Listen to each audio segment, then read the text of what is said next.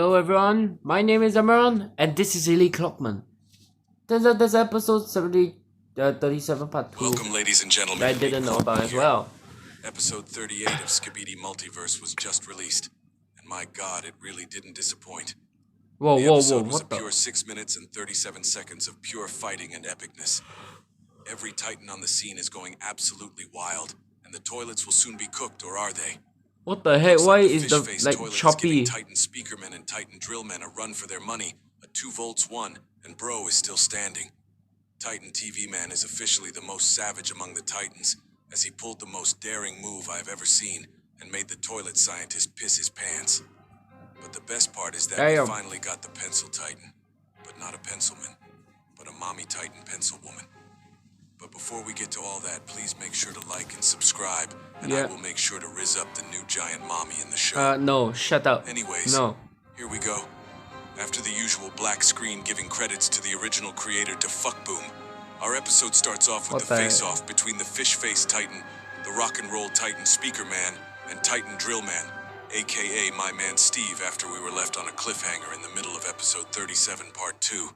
As we see the Red Titans charging towards the fish-face giant toilet with Titan Speakerman on top of the little Steve.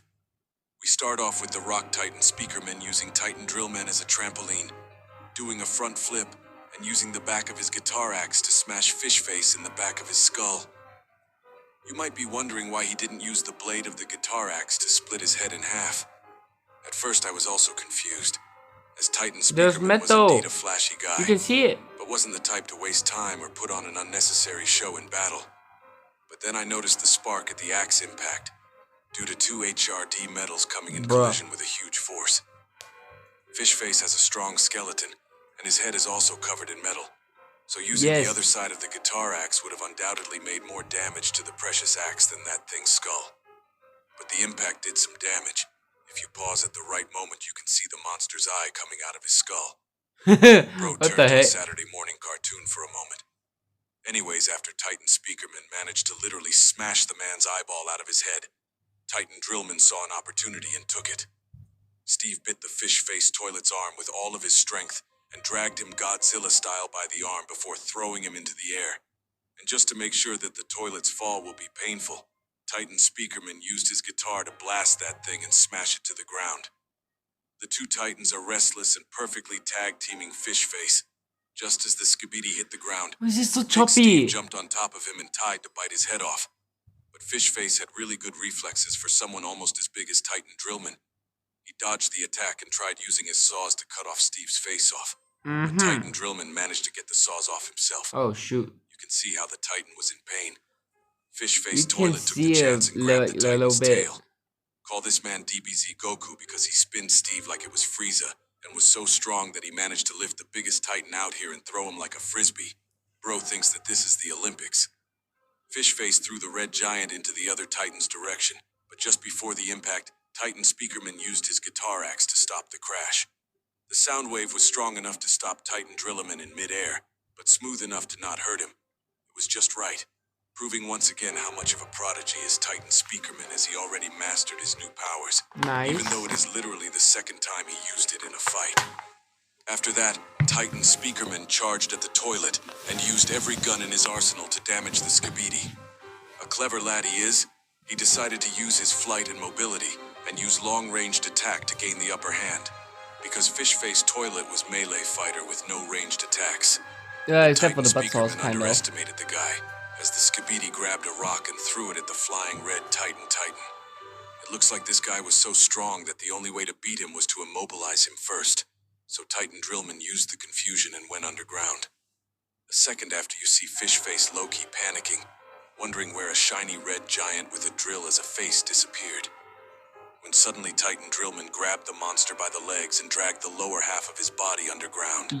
Seeing that opportunity, Titan Speakerman quickly landed and tried to kill the monster by using his axe, the blade part this time. Why will he use really just one hand? That they got him this time, Always but no. use 2. The man grabbed the axe by using his teeth and even tried to slash Titan Speakerman in half. But thankfully the metalhead dodged at the right time. After that, Fish-Face let out a giant scream and freed himself from the red giant's grip. The 2 Titans regroup, We then see Fishface looking at his leg, all that work, and they only managed to damage the left leg armor.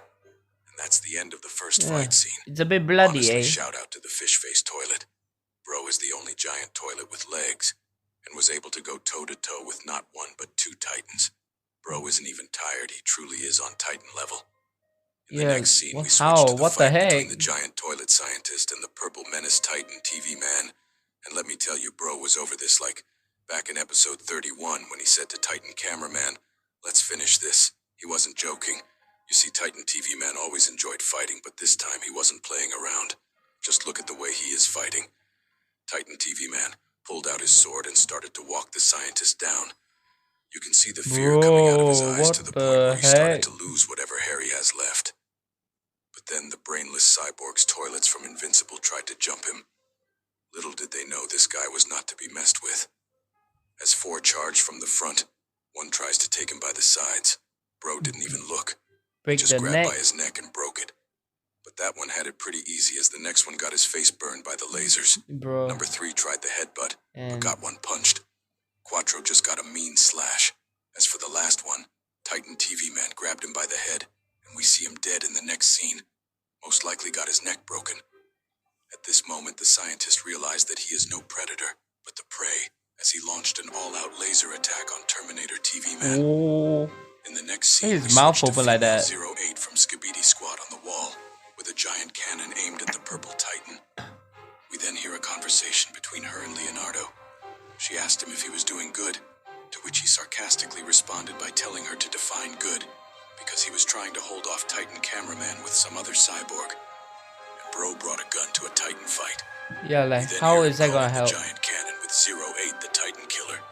But then something big happens, because as the female toilet was about to fire the gun, we see the pencil helicopters creating some kind of green portal. Something big was coming, but she had to ignore it, or else the scientist will end up in cubes.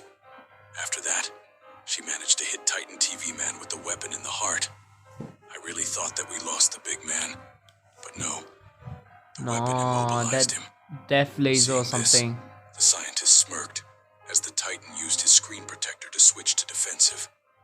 Then the old fart went all out on the lasers before the cyborg started to tear him apart. But what follows was straight up badass. Titan TV man was now beyond furious. As he removed his screen protector, we see that his screen is now red. Titan TV man let all his rage out. A new power was now used by the Master of Space, as he launched a fire wave like no other before. Turning the cyborgs to ashes, the whole place was now on fire. Then Terminator TV man looks at the camera as the screen starts to glitch. It might seem like this is normal as we saw this multiple times, but keep in mind that this time there is no POV cameraman. That means that the Titan's power was transcending dimensions and was affecting us, the watchers of the show. The bald toilet was now pissing his pants as Titan TV man charged while screaming. His TV powers were so strong that looking at him set the scientist on fire. Speaking off, the purple menace was also on fire like he came straight from hell. The scientist tried to use his giant speaker to gain some time. But Titan TV man was done playing. He dashed at the scientist and stabbed him in the chest and yelled, "Kneel!" In other words, kneel and say your last prayers. Your God is right here. The heat was so high, the TV power so intense that the screen almost completely glitched as the face of the giant scientist Mecha started to melt. Toilet scientist lost. Titan TV man won. This one scene became one of my favorite and will be remembered as one of the best moments in the series. It just turned blue. And after that scene, I can assure you that it is impossible to stay straight with him around.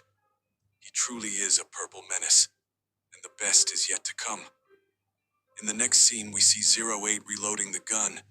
While this scene might seem only for the show, something seems odd.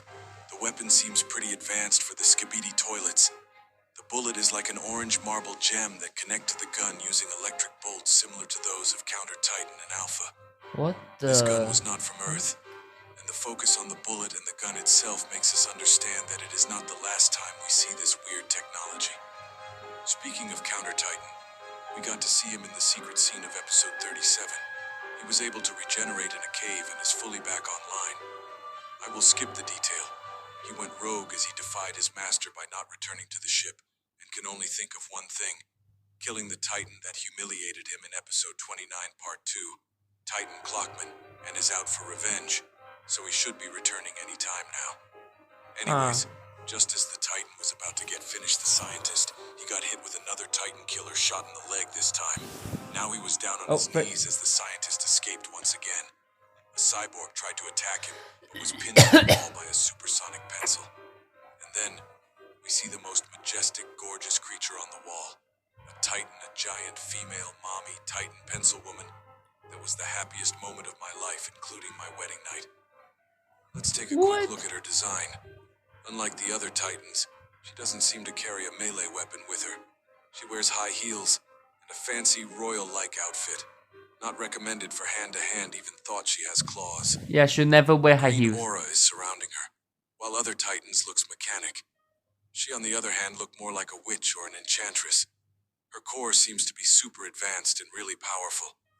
We also notice giant pencils on her back, and unlike other pencilmen, her body is not drawn but a highly advanced, gorgeous, Looks stunning, more like hot, fountain real mechanical. pens. This very character is very precious. She is not only the sole female Titan, but the only pencil woman we know of.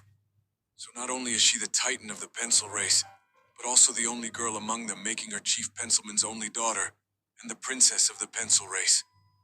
Her importance is reflected by the way she arrived at the battlefield. Since she uses a portal summoned by pencil helicopters, it means that she will never be ambushed on the way, and never alone, as there is always an escort with her like the queen she is. Her arrival was unexpected by the toilets, as we can see the despair in the eyes of female 08. As soon as she arrived, a legion of Subbredit helicopters came to greet her, but then she activated her core and managed to create a perfect replica of the toilet's air force. They were made perfectly, and were even able to replicate the missiles. While she swiftly dodged the attacks, it looked as she was dancing in the battlefield. Then she managed to quickly draw missiles using the pencils on her back. A rain of pencils submerged the battlefield. Damn, bro. She really is a long-ranged fighter. In front of such a massacre, Leo ordered his allies to take cover.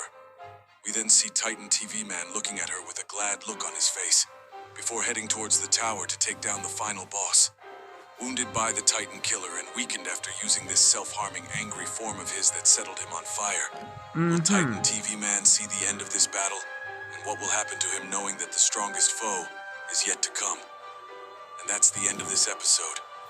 I really want to see more of Titan Pencil Woman. She really is an intriguing character. Yeah. Even saying her name is satisfying. Imagine she can create a smaller version of herself that basically is her, and she can, like, you know, it's a clone basically.